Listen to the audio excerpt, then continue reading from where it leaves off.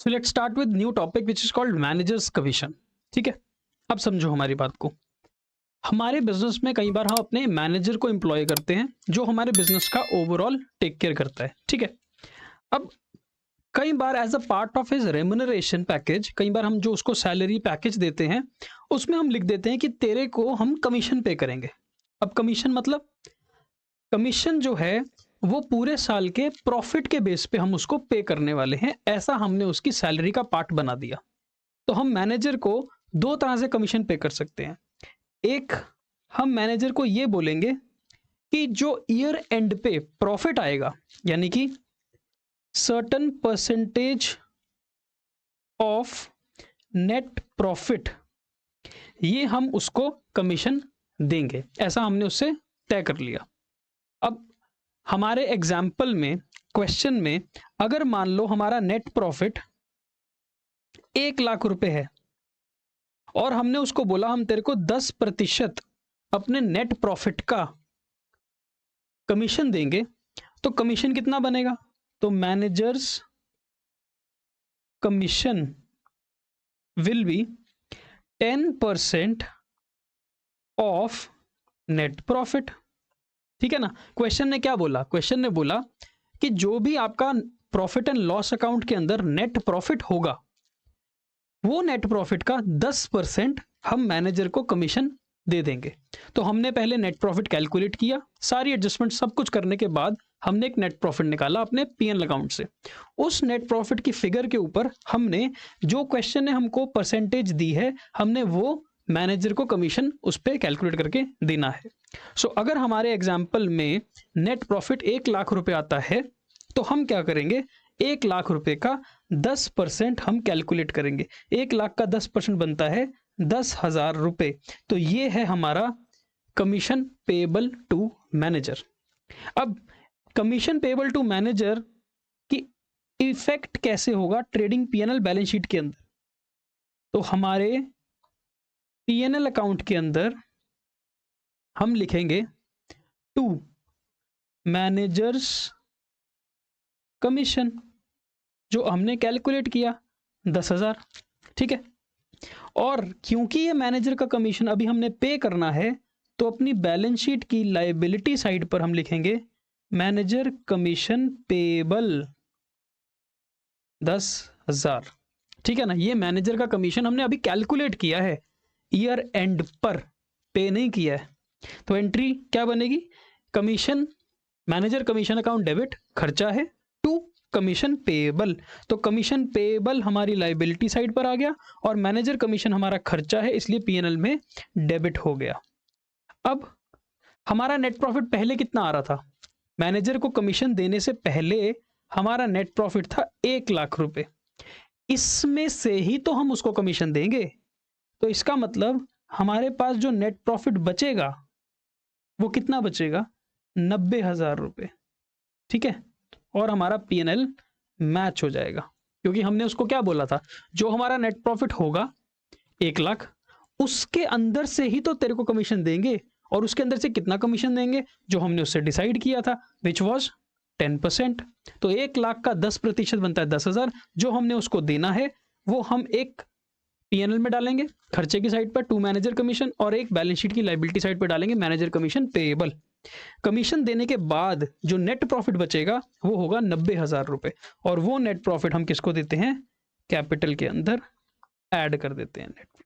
ठीक है, तो ये हमारी एडजस्टमेंट होगी। अगर क्वेश्चन बोलेगा कि manager is to be given commission at 10% of net profit, the word is of net profit, तो जितना भी नेट प्रॉफिट है निकालो, उसका 10% उसको दे दो।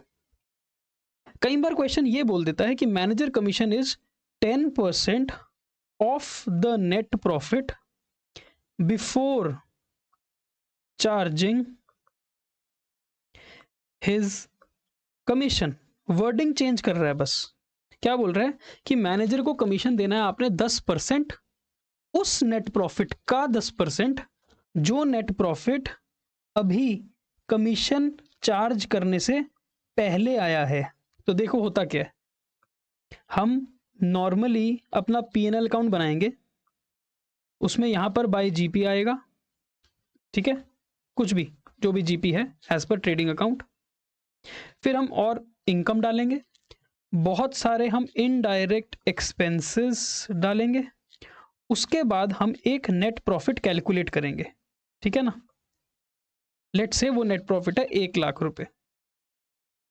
अभी हमने इस 1,00,000 रुपए में से मैनेजर का कमीशन माइनस नहीं किया है। ध्यान से देखो, अभी आपने जो एक्सपेंसेस माइनस किए हैं वो ये सारे हैं, ये सारे एक्सपेंसेस आपने अभी माइनस किए हैं, लेकिन ये एक्सपेंसेस के अंदर आपने मैनेजर का कमीशन नहीं डाला है अभी, क्योंकि मैनेजर का कमीशन तो नेट प्रॉफिट के ऊपर कैलकुलेट होना है।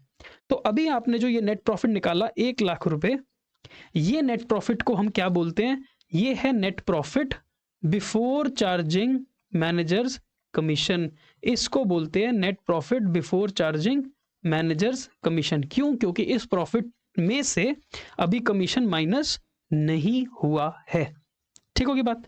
अब क्वेश्चन ने क्या बोला है, क्वेश्चन ने बोला है कि मैनेजर को कमीशन देना है 10%, उस नेट प्रॉफिट का 10% जो नेट प्रॉफिट में से अभी कमीशन माइनस नहीं हुआ है। The word is net profit before charging his commission. तो वो यही है ना 1,00,000 रुपए, इसमें से अभी कमीशन तो चार्ज हुआ ही नहीं, कमीशन तो माइनस हुआ ही नहीं है, तो हम कैलकुलेट कैसे करेंगे? बिल्कुल सेम अभी जो कैलकुलेट किया था, 1,00,000 के नेट प्रॉफिट का 10%, जो कि कितना आएगा 10,000। अब वो 10,000 हम कहाँ लिखेंगे? इसके ऊपर, टू मैनेजर्स कमीशन 10,000, और फिर ये जो प्रॉफिट है ये चेंज होके कितना रह जाएगा? 90,000, ठीक है ना। और यही नेट मैनेजर का जो कमीशन है ये पेएबल भी है, तो ये बैलेंस शीट की लायबिलिटी साइड में भी लिखेंगे, मैनेजर कमीशन पेएबल 10,000 रुपए। तो दोनों वर्डिंग्स में डिफरेंस था सिर्फ, लेकिन काम सेम था। या तो क्वेश्चन हमको बोल दे नेट प्रॉफिट के ऊपर 10% दे दो, या क्वेश्चन बोल दे कि जो नेट प्रॉफिट अभी मैनेजर की कमीशन चार्ज करने से पहले है उसका 10% कमीशन दे दो। ये दोनों वर्डिंग्स अलग हैं, लेकिन दोनों की ट्रीटमेंट सेम है, बिल्कुल सेम है। यहां तक आपको समझ आता है?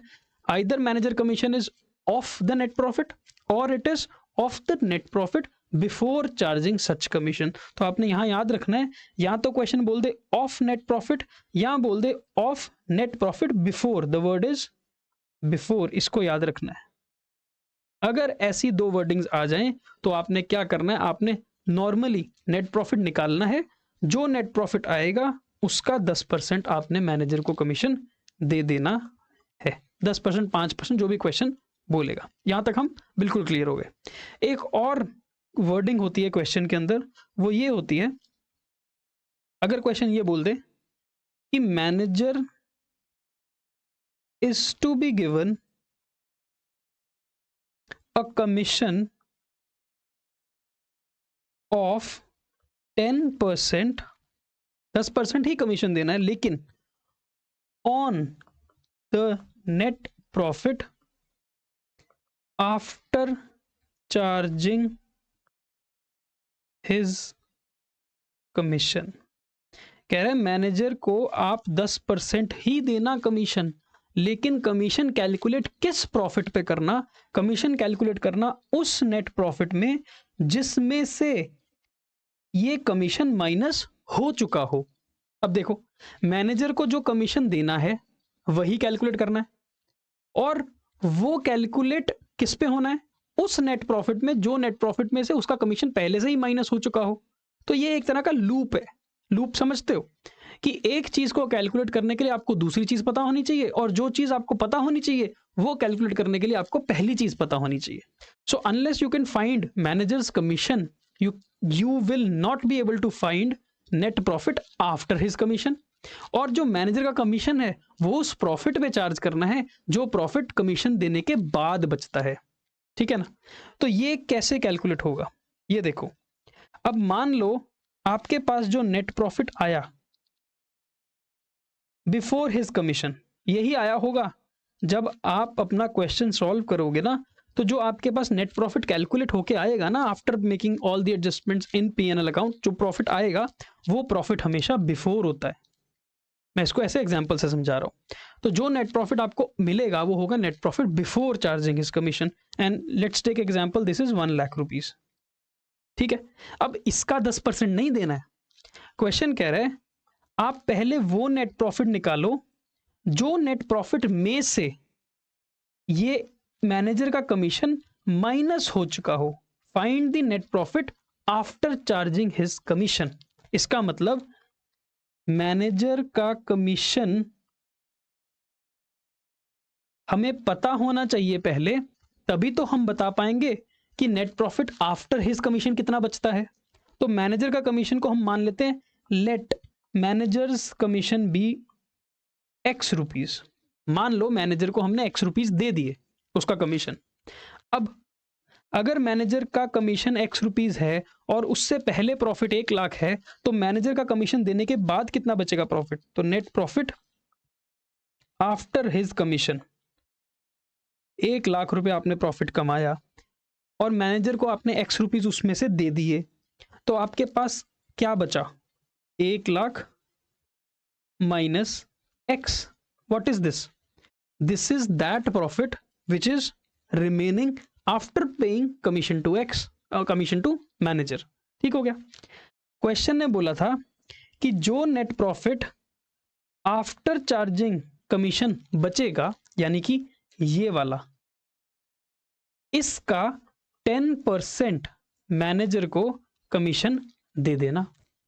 तो इसका मतलब managers commission will be 10% of 1 lakh minus x. ठीक है, एंड हमको तो पता है कि जो मैनेजर का कमीशन है वो एक्स रुपीज है, क्योंकि हमने इसको एज्यूम किया था। तो इसका मतलब क्या हो गया कि manager's commission which is calculated as 10% of 1 lakh minus X, that is equal to X. तो ये आ गई आपके पास एक linear equation in variable X. इसको सॉल्व करते हैं। इसको सॉल्व करें तो ये बन जाएगा 1 lakh minus X is equal to 100x divided by 10। इसको यहां ले गए, सॉल्व करेंगे। 1 lakh is equal to 100x divide by 10 plus x, इसको यहां पर ले गए। 1 lakh is equal to 100x plus 10x whole divided by 10। 1 lakh is equal to 110x divided by 10। So अब सॉल्व करेंगे तो क्या आएगा? x is equal to 1 lakh into 10 upon 110। ठीक है ना? क्या बन गया? ये हमारा एक फॉर्मूला बन गया जो अभी हम रटने वाले थे, पर अभी हमने डिराइव किया। फॉर्मूला क्या बन गया? x क्या था?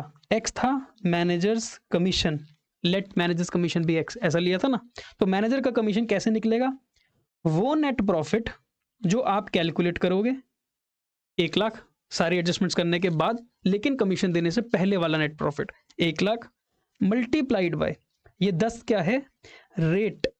Rate of his commission divided by 110 मतलब 100 प्लस रेट। तो ये आया हमारा फॉर्मूला।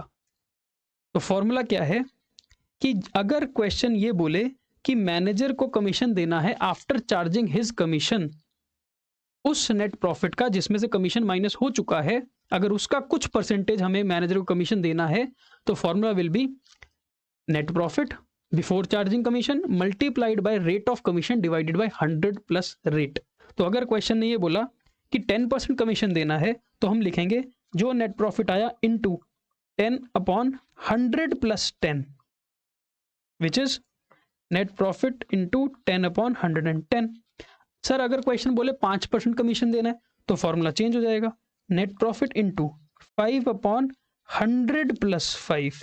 तो answer will B net profit into 5 upon 105।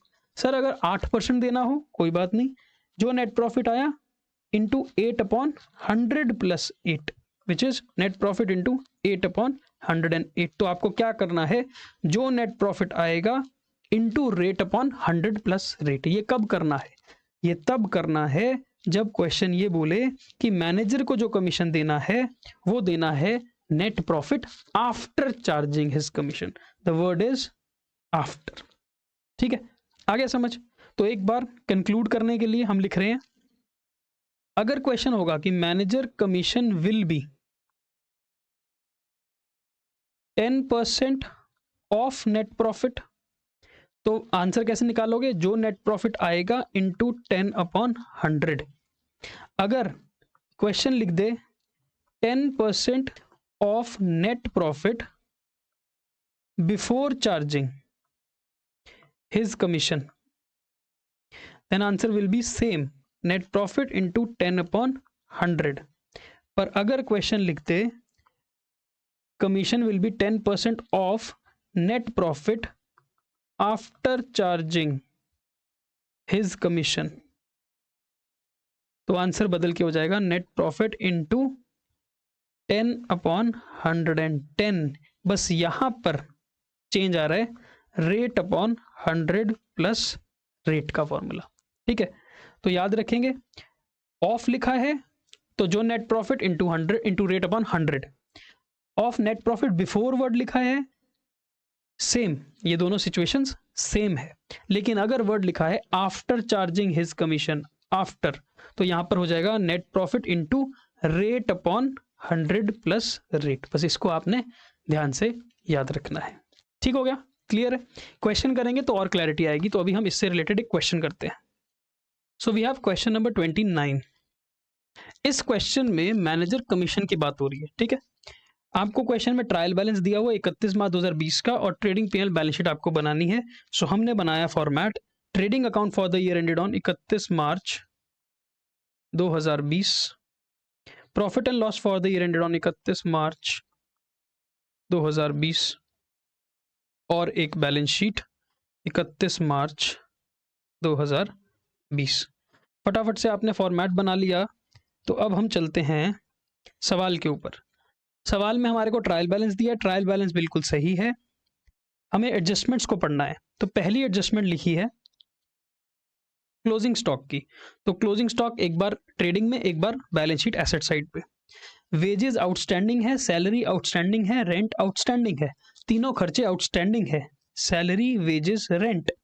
तो रेंट में एडजस्टमेंट, सैलरी में एडजस्टमेंट, वेजेस में एडजस्टमेंट, इन सभी में हमने आउटस्टैंडिंग सैलरी वेजेस रेंट को ऐड करना है और आउटस्टैंडिंग वेजेस सैलरीज और रेंट हमारी लायबिलिटी में जाएगा। इंश्योरेंस प्रीपेड है तो इंश्योरेंस में से माइनस करना है प्रीपेड और प्रीपेड जाएगा एसेट साइड पर। फिर अनअर्न्ड कमीशन यानी कि कमीशन रिसीव्ड इन एडवांस, तो ये जो कमीशन है ये हमें कम करना है और लायबिलिटी में शो करना पड़ेगा। फिर कहता है एक bill receivable was dishonored due to insolvency of debtor who will pay 50% amount. कहता है एक बिल रिसीवेबल था 2000 रुपए का। बिल रिसीवेबल कहां पर होगा पड़ा, बीआर के अंदर, इसके अंदर।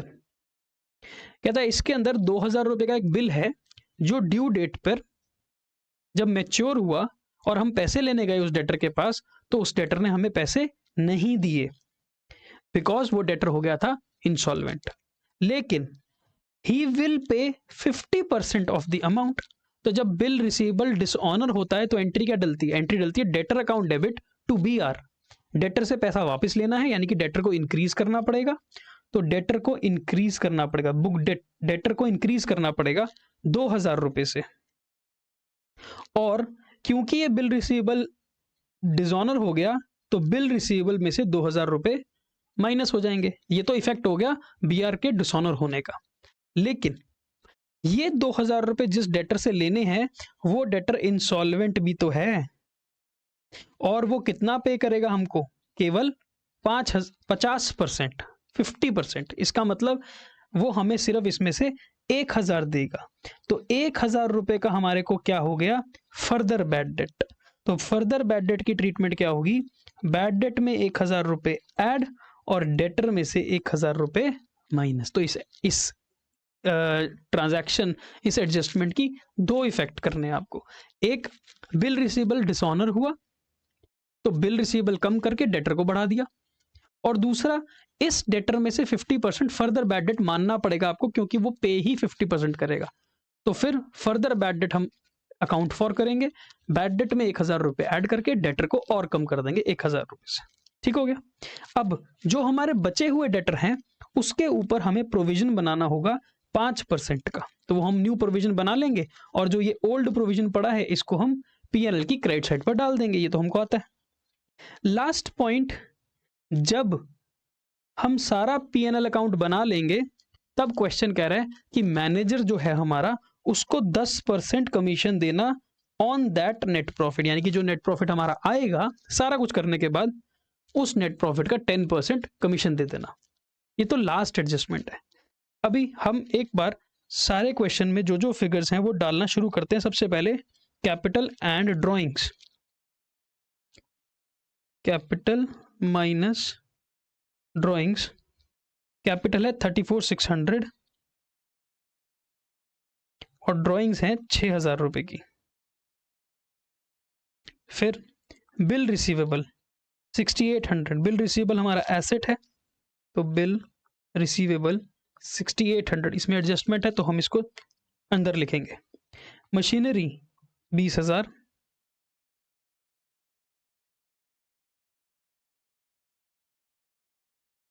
परचेज 130 ट्रेडिंग में,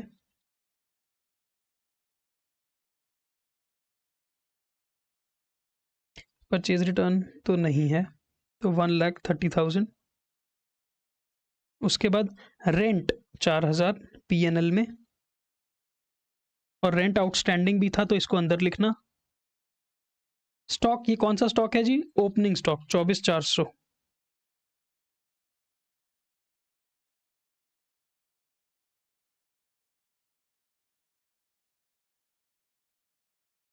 सैलरीज 6,000 पीएनएल में अंदर लिखना, सैलरी आउटस्टैंडिंग भी है क्योंकि एडजस्टमेंट पे जब आएंगे।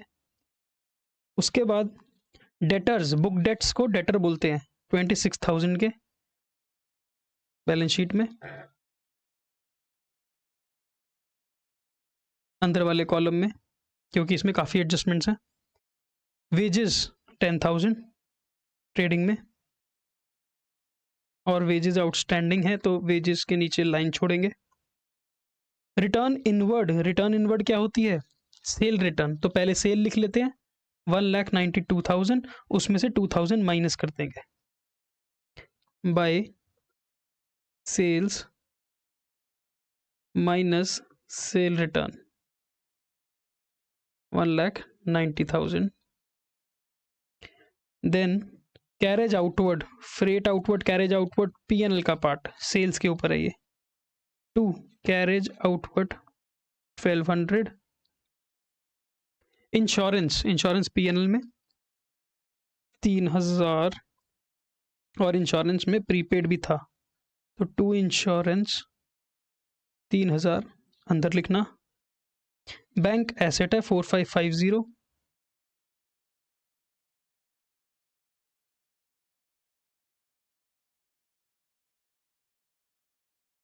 उसके बाद रिपेयर्स 1,600 पीएनएल में।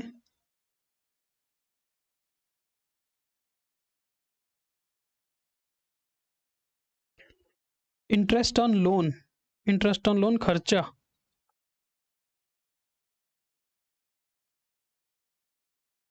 600 रुपये। डिस्काउंट अलाउड खर्चा 1,000।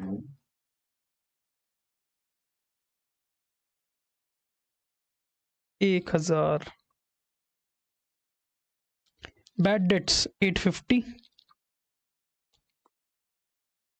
अभी फर्दर बैड डेट्स भी हैं तो अंदर लिखेंगे 850। Furniture 12,000, furniture is asset.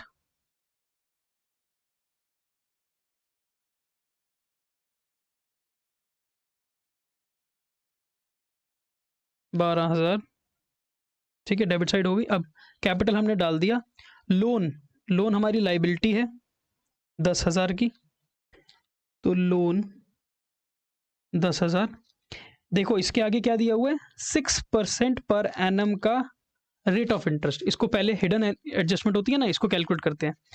10,000 का हमने लोन लिया, ये तो सवाल ने नहीं बताया कि हमने ये लोन कब लिया, तो हम एज्यूम करेंगे ये पुराना लोन है।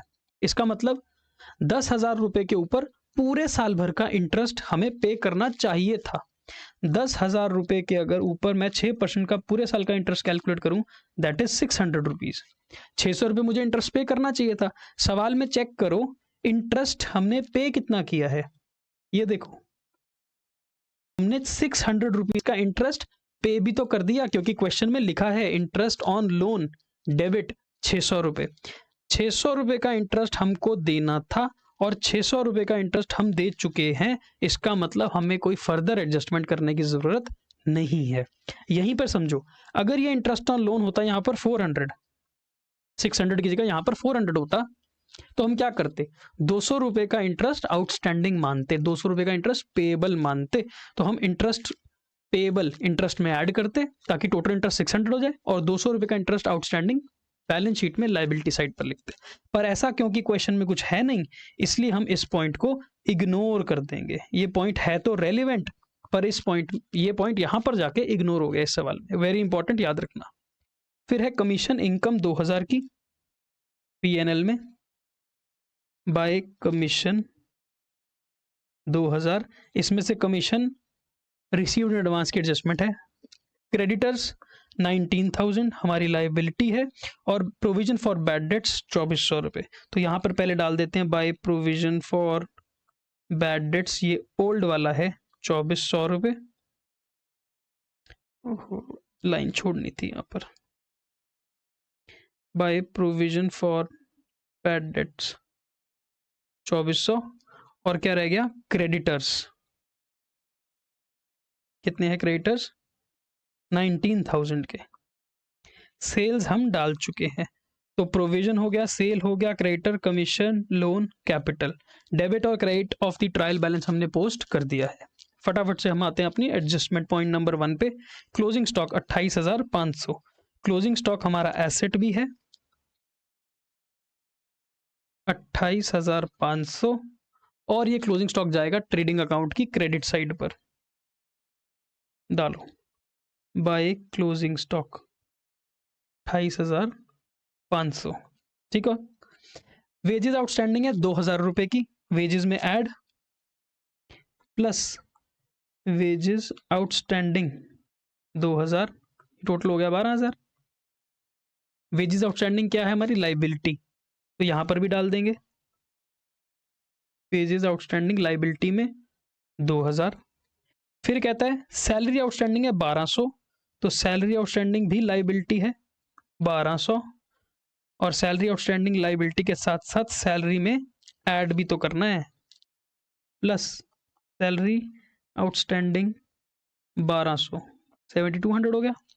फिर क्वेश्चन ने कहा था रेंट आउटस्टैंडिंग भी है 800 का, रेंट आउटस्टैंडिंग 800, रेंट में ऐड, टोटल हो गया 4800 का, और रेंट आउटस्टैंडिंग हमारी लाइबिलिटी। तो तीनों आउटस्टैंडिंग जो चीजें हैं वो हमने लाइबिलिटी में डाली बैलेंस शीट में तीनों, और तीनों में एक एक बार ऐड भी कर दी, दोनों adjustments complete. Prepaid insurance 400, prepaid insurance, insurance में से माइनस, तो प्रीपेड इंश्योरेंस माइनस 400, ये आ गया 2600, और प्रीपेड इंश्योरेंस हमारा एसेट।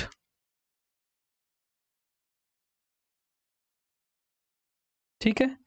फिर कहता है अनअर्न्ड कमीशन 500। अनअर्न्ड कमीशन मतलब commission received in advance. So commission received in advance हमारी लायबिलिटी 500, और यही कमीशन में से minus commission received in advance 300 हो गया यहां तक। Point number 4, a bill receivable was dishonoured. 2,000 रुपए का बिल डिसऑनर हो गया था। बिल डिसऑनर करने की एडजस्टमेंट क्या होगी, बिल रिसीवेबल में से minus bill dishonoured bill receivable में से माइनस और डेटर में ऐड, क्योंकि ये पैसा अब मैंने डेटर से लेना है। तो मेरे डेटर कितने हो गए? 28,000 के। दोनों एडजस्टमेंट्स इस बारी बैलेंस शीट में ही आ गई। बिल रिसीवेबल को कम कर दिया, डेटर को इंक्रीज कर दिया।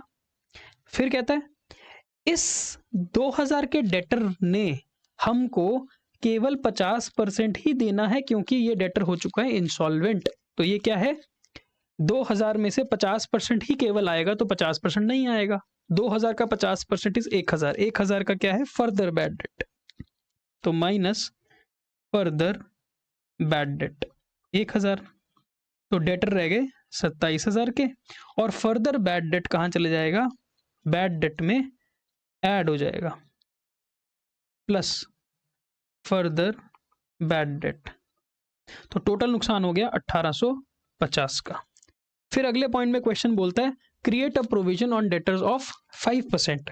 अब जो हमारे डेटर्स बचे, कितने के डेटर बचे थे? देखो, डेटर थे 27,000 के बचे।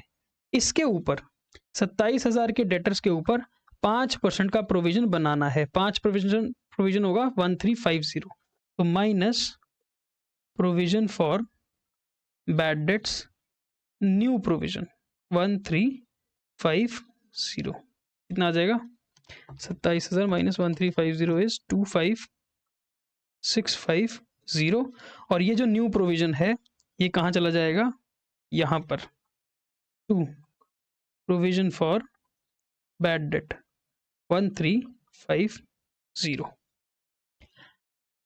अब रह गया हमारा केवल लास्ट पॉइंट। लास्ट पॉइंट हम तब तक नहीं कर सकते जब तक हमारे को प्रॉफिट एंड लॉस अकाउंट का नेट प्रॉफिट ना मिल जाए। तो एक काम करते हैं, हम पहले अपना ट्रेडिंग अकाउंट क्लोज करते हैं। ये जो प्रोविजन वाला ये जो नेट प्रॉफिट के ऊपर जो हमने मैनेजर को कमीशन देना होता है, जब भी ऐसा सवाल आएगा तो मैनेजर कमीशन आखिरी एडजस्टमेंट होगी। चाहे वो एडजस्टमेंट किसी भी नंबर ऑफ ऑर्डर पे दे रखी हो, फर्स्ट सेकंड थर्ड फोर्थ कहीं पे भी दी हो, वो करनी हमेशा आखिरी में है, एंड में है। तो सबसे पहले हम अपने ट्रेडिंग अकाउंट को क्लोज करते हैं और कैलकुलेट करते हैं ग्रॉस प्रॉफिट। चलो बताओ जी, ग्रॉस प्रॉफिट कितना आएगा? 1,90,000 प्लस 28,500, 218,500।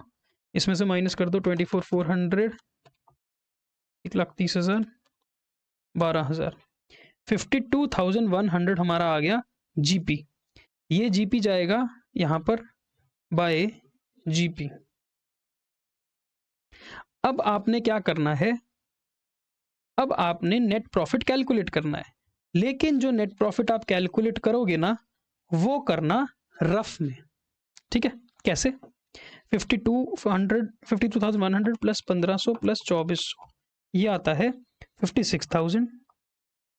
यहां भी लिखोगे 56,000, लेकिन नेट प्रॉफिट साइड पर लिखना। जो नेट प्रॉफिट आ रहा है ना अभी आपका, वो गलत नेट प्रॉफिट है। मतलब गलत तो नहीं, वो net profit before one adjustment है, अभी एक एडजस्टमेंट पेंडिंग है। तो ये नेट प्रॉफिट अभी आप रफ में लिखोगे साइड पर। ठीक है?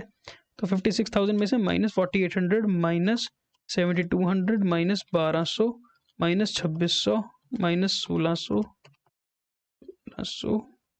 1,850 और 1,350। अभी हमारा नेट प्रॉफिट आ रहा है 33,800।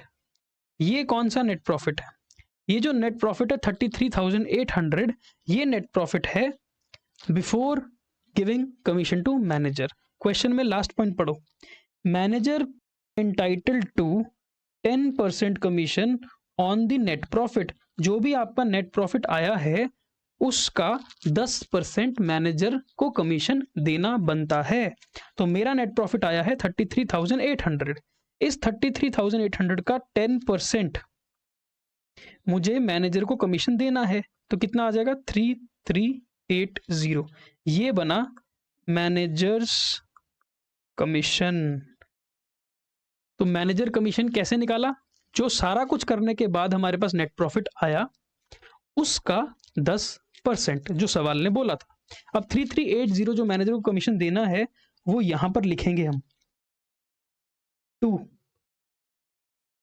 Managers commission. देना भी तो है ना, 3380 और मैनेजर कमीशन क्योंकि अभी तक नहीं दिया इसलिए वो यहाँ पर लाइबिलिटी में भी आएगा। Manager commission outstanding 3380। ठीक है, तो इस तरह से मैनेजर कमीशन कैलकुलेट करते हैं। अब देखो, मैनेजर को कमीशन देने से पहले मेरा प्रॉफिट कितना था? 33800। ये प्रॉफिट आया था ना, फिर से मत सारा कुछ कैलकुलेट करने बैठ जाना। 33,800 मैंने नेट प्रॉफिट निकाला था, इसका 10% मैंने मैनेजर को देना था, दे दो। तो अब कितना प्रॉफिट बचेगा? अब बचेगा 30420। यहां पर लिखेंगे टू नेट प्रॉफिट। फिर से दोबारा से सब कुछ कैलकुलेट नहीं करना है आपने 33,800 रुपीज प्रॉफिट तो निकाला था ना रफ में, केवल उसमें से 3380 का कमीशन ही तो देना रह गया है। तो 33800 में से अगर मैं मैनेजर का कमीशन दे दूंगा 3380, तो मेरे पास कितना प्रॉफिट बचेगा? मेरे पास बचेगा 30420। ये मेरा नेट प्रॉफिट है जो हम कैपिटल में ऐड करेंगे, प्लस नेट प्रॉफिट 30420। ठीक है, होपफुली आपको ये पॉइंट समझ आ गया है। अब अपनी बैलेंस शीट का टोटल करेंगे और चेक करते हैं हमारा आंसर कितना है।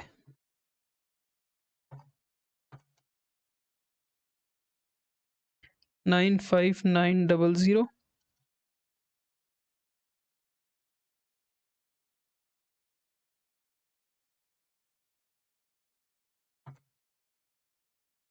$95900। लो जी, हमारी एसेट्स और लायबिलिटीज मैच हो गई, हमारा आंसर बिल्कुल सही है। तो इस पॉइंट में आपने ये समझा कि अगर मैनेजर को हमने कमीशन देना होगा तो वो हमारी आखिरी एडजस्टमेंट होगी। पहले हम सब कुछ कर लेंगे जैसा हम करते आए हैं। जो हमारा नेट प्रॉफिट आएगा उसको हम रफ में कैलकुलेट करेंगे। उस नेट प्रॉफिट के ऊपर हम चेक करेंगे कि मैनेजर को जो कमीशन देना है वो कितना है। क्या वो सिंपल लिखा है कि जो प्रॉफिट है उसका नेट प्रॉफिट का कमीशन दे दो परसेंटेज, यानी कि जो यहाँ पर लिखा है 10% कमीशन देना है ऑन द नेट प्रॉफिट, तो जो नेट प्रॉफिट आया उसका 10% उसको दे दिया। ठीक, कई बार लिखा होगा 10% कमीशन देना नेट प्रॉफिट के ऊपर बिफोर चार्जिंग, वर्ड होगा बिफोर। सेम काम करना, जो नेट प्रॉफिट आएगा उसका 10% निकाल देना। कई बार वर्ड होगा आफ्टर। जिस क्वेश्चन में वर्ड लिखा होगा आफ्टर चार्जिंग सच कमीशन, उसमें हमें करना होगा जो नेट प्रॉफिट आया है into rate upon 100 plus rate, यानी कि अगर 10% है तो 10 अपॉन 110, 5% है तो 5 अपॉन 105, 8% है तो 8 अपॉन 108। ठीक है, और उसके बाद जो हमारा कमीशन आएगा वो कमीशन की दो एडजस्टमेंट, एक कमीशन जाता है liability side of balance sheet में because it is still payable to the manager, और दूसरा मैनेजर कमीशन जाता है पीएनएल के अंदर खर्चे वाली साइड पर नेट प्रॉफिट से पहले। ठीक है, सो होपफुली आपको ये नेट प्रॉफिट और कमीशन चार्ज करने वाली जो पॉइंट है ये समझ आता है।